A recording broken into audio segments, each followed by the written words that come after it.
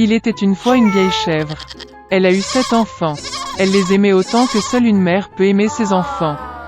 Elle allait aller dans la forêt, apporter des herbes et des branches pour le déjeuner. Elle a appelé tous ses enfants et les a avertis d'avoir peur du loup maléfique.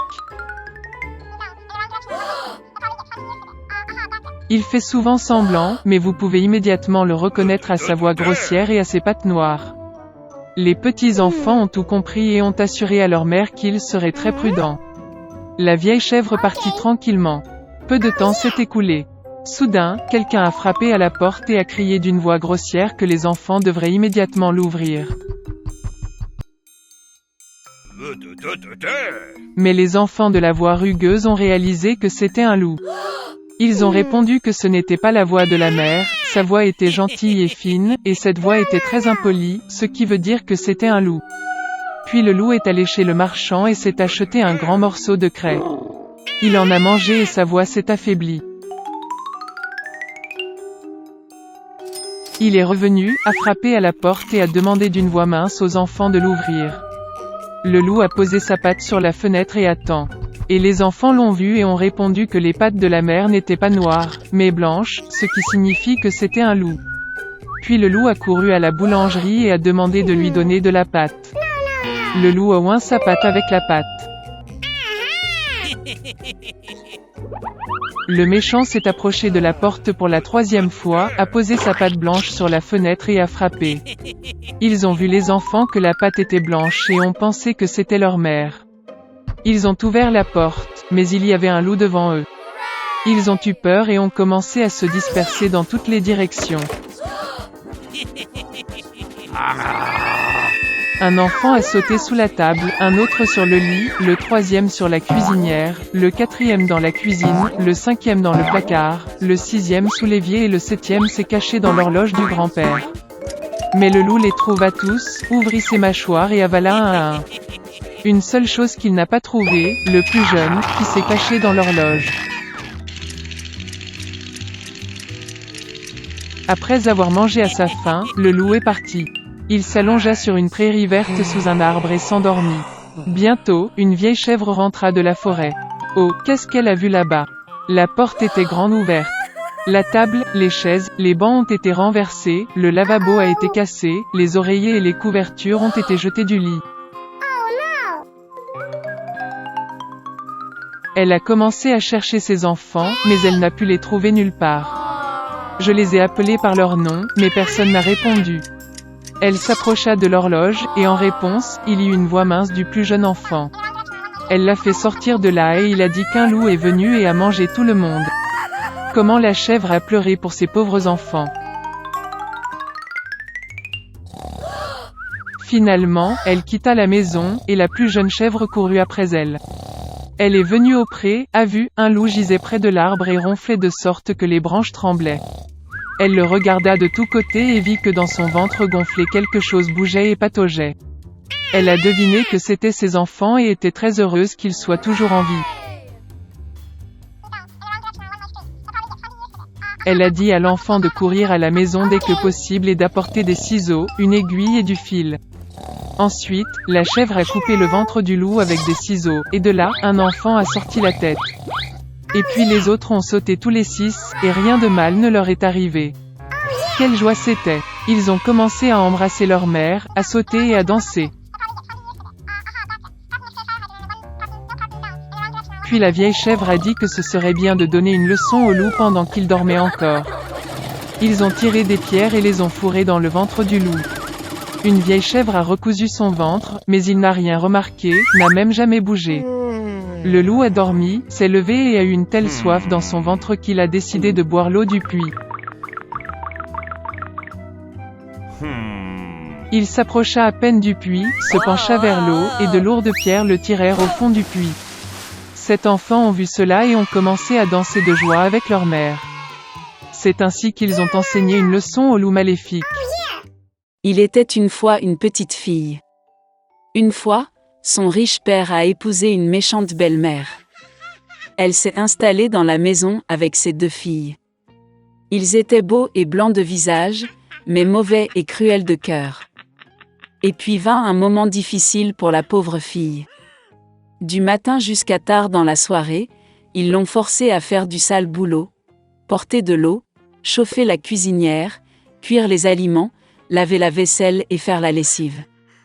Et en plus, les demi-sœurs ont fait de leur mieux pour la contrarier autant que possible, elles se sont moquées d'elle, ont versé des pois et du blé dans les cendres, et elle a dû s'asseoir et les cueillir.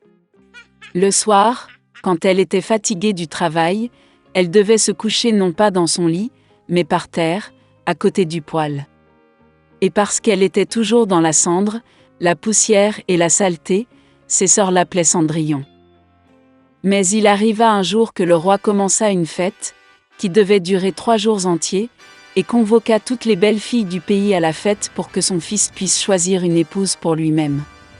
Quand les 2 sœurs nommées ont appris qu'elles aussi pouvaient venir à la fête, elles ont immédiatement commencé à s'habiller et à se lisser. Cendrillon voulait aussi aller danser, mais sa belle-mère ne l'a pas lâchée, car elle n'avait ni robe ni chaussures et elle était sale. Et puis la méchante belle-mère a versé un bol de blé dans les cendres, et a dit que si Cendrillon le ramassait en 2 heures, alors elle pourrait aller avec ses sœurs. Cendrillon est sorti dans le jardin, et a pleuré. Et puis 2 colombes blanches ont volé, suivies par tout un troupeau d'oiseaux différents. Ils se sont jetés sur les cendres et ont commencé à picorer, ils ont donc choisi tous les grains dans un bol. En moins d'1 heure, ils ont terminé leur travail et tout le monde est rentré. Cendrillon a apporté un bol à sa belle-mère, a commencé à se réjouir, pensant qu'elle pourrait aller à la fête. Mais sa belle-mère ne voulait pas la laisser entrer de toute façon. Elle tourna le dos à Cendrillon et se précipita avec ses 2 filles au bal. Quand il ne restait plus personne à la maison, Cendrillon s'assit par terre et pleura de chagrin. Et puis 2 colombes blanches ont volé, suivies par tout un troupeau d'oiseaux différents, et ils ont jeté leurs robes et leurs chaussures, brillantes et tout en or. Elle a rapidement mis cette robe et est venue vers la mariée. Ils ont vu ses demi-sœurs et sa belle-mère et ont pensé que ce devait être une étrange princesse, elle était si belle dans sa robe dorée. Il ne leur est jamais venu à l'esprit que c'était Cendrillon. Le prince est venu à sa rencontre, lui a pris la main et ils ont commencé à danser. Et il aimait tellement Cendrillon qu'il ne voulait danser avec aucune autre fille. Elle a dansé jusqu'au soir et a voulu rentrer chez elle, mais le prince lui a demandé de la voir partir. Il voulait savoir de qui il s'agissait et où elle vit. Mais Cendrillon s'est enfuie de lui et est montée sur le pigeonnier. Le prince a ordonné de détruire le pigeonnier, mais il n'y avait personne dedans. Et nulle part près il ne pouvait trouver son bel inconnu. Personne n'aurait pu deviner que Cendrillon a été sauvée par des pigeons qui l'ont ramenée chez elle. Le prince était bouleversé et alla au palais la tête baissée. Et soudain, il a vu une chaussure, l'a soulevée, elle était si petite et élégante et tout d'or pur. Le prince a deviné que lorsque Cendrillon s'est enfuie de lui, la chaussure de son pied gauche est restée sur l'une des marches. Le prince était ravi et a ordonné de trouver la maîtresse de cette chaussure, et à qui elle convient, il épousera celle-là. Les parents sont revenus du bal, ils ont vu que Cendrillon dormait dans sa chemise sur la cendre, et une faible lumière était allumée près du poêle. Les 2 sœurs sont allées dans leur chambre, espérant que demain, elles seraient les plus chanceuses à enfiler la pantoufle d'or. Le lendemain, le prince est venu chez eux et a dit que tous ceux qui voulaient essayer la chaussure de sa future épouse devraient sortir. 2 sœurs sont sorties et la belle-mère a enfermé Cendrillon dans la maison et ne l'a pas laissé sortir. La sœur aînée l'a essayé, une petite chaussure. La petite sœur l'a essayé, la chaussure est géniale. Le prince était sur le point de partir, mais Cendrillon sortit par la fenêtre et courut vers lui. Et elle a mis une chaussure, et ça lui allait. Le prince la regarda dans les yeux et reconnut en elle la très belle fille avec qui il dansait. Il a pris Cendrillon, l'a mise sur un cheval, et est parti jouer un mariage avec elle. Et il a ordonné aux sœurs et à la belle-mère d'être enfermées dans leur maison, et de ne jamais les laisser sortir de là. C'est ainsi qu'ils ont été punis pour leur malice et leur tromperie.